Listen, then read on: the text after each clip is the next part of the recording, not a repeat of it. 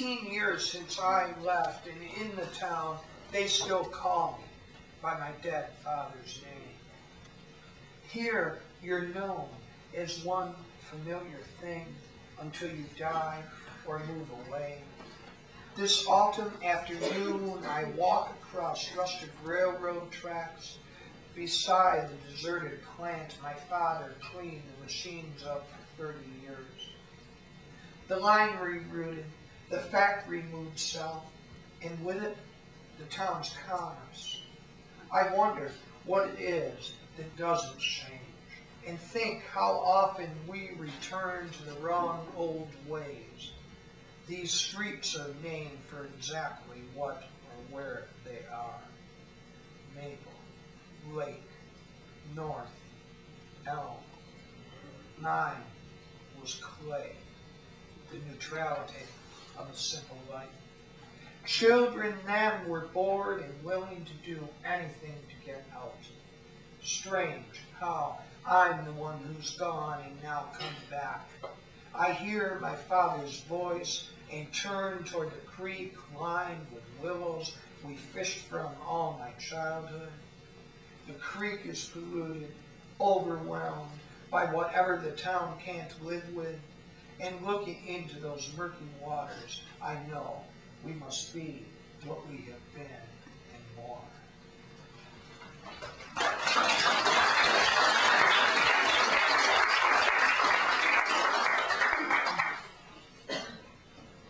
Well, I think it's time I explained all of this so it made some kind of sense. This is a poem that has to do with the background of my family, myself.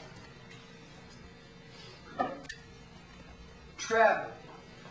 My great uncle rode the churning brown waters of the barge canal until he moved across country to escape the Union Army draft. Grandfather was a conductor on the Baltimore and Ohio and knew the notorious outlaw Frank James after he stopped routing trains and journeyed east, a Bible salesman with stories of closed doors and no takers. Frank never spoke about the blown apart house or the brother shot from behind. But during the quiet hours of morning in western New York State, he would look again at the photograph of a one-armed woman staring grimly through the memory of her dead sons. Let's get the hell out of Pennsylvania, my uncle told my father just before father was going to spend the last of their savings on a diamond engagement ring for a red-haired waitress from Philadelphia he'd love to meet. I remember his fascination with Rita Hayworth and my first awareness of puberty. When I watched her as Salome dance out of her veils and carry the bloody head of a saint on a silver tray to an evil king. I walked through the theater astonished by a new desire and planned to leave that small town someday forever. 5 years later, I enlisted in the Navy and went by railroad to Illinois. The porter and I stayed up talking. That conversation is lost to me now. Instead, I recall grotesquely lit Detroit in evening and young sons who thought of their lives without mothers. Landscapes sped past, slowed down, then disappeared beyond the train's darkening windows. First images of manhood were reflected in my boy's face, and a future of questions roared in my ears. Ahead was a distance no map could chart. I gave myself to it and slept. It is over 2 decades and thousands of miles from that moment. Tonight, I return to those dead sons and absent mothers. Wherever it is we have been makes us different by choice or chance. A child at the creek bank, I saw shadows of birds over still current and played a secret game. Imagine what will happen next.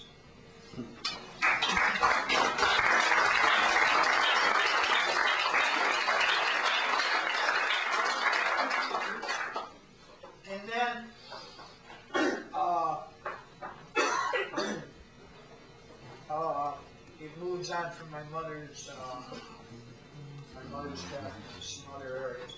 This poem is called The Funeral. Father has been buried here half my life. Next to him is a grave for me.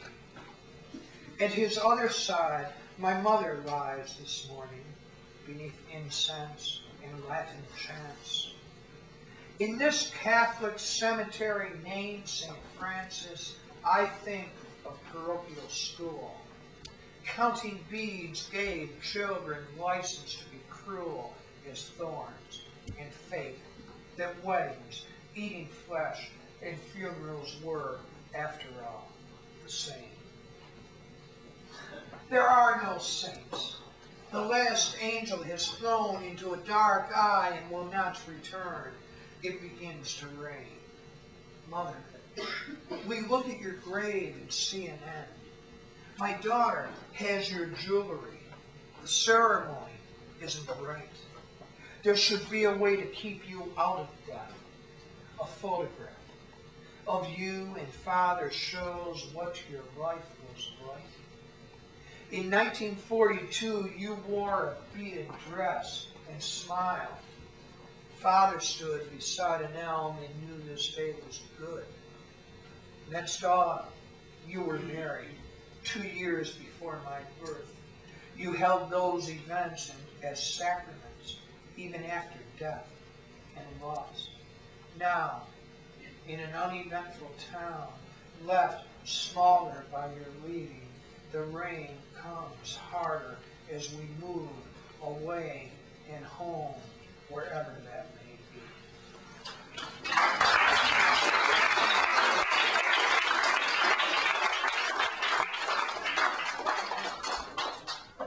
All right, this section is called the required dance. So a lot of narrative character studies of people, you know. And I feel like I have some obligatory poems to read here. This poem is called The Last Hole, and it has to do with a character that I knew in Albany, New York. He's a derelict, Jimmy. He was, James was a bureau. He wasn't a wino, he was a bureau. You know?